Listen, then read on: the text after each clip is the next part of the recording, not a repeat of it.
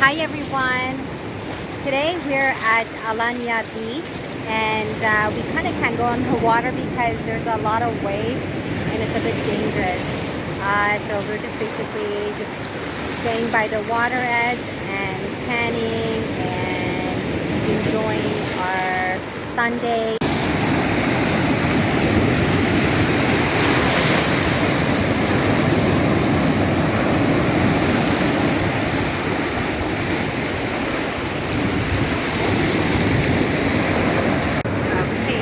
Sunbathing now.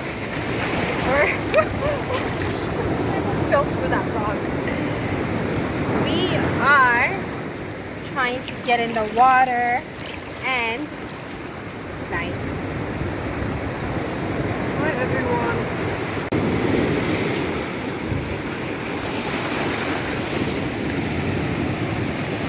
There's a lot of stones here, but we kind of like this part of the beach because it's a bit quiet and there's not a lot of people. And since we can't go in the water, we could just sit around here. But we tried to sit there and there were these little fishes, kind of like a transparent fishes. They were biting us. So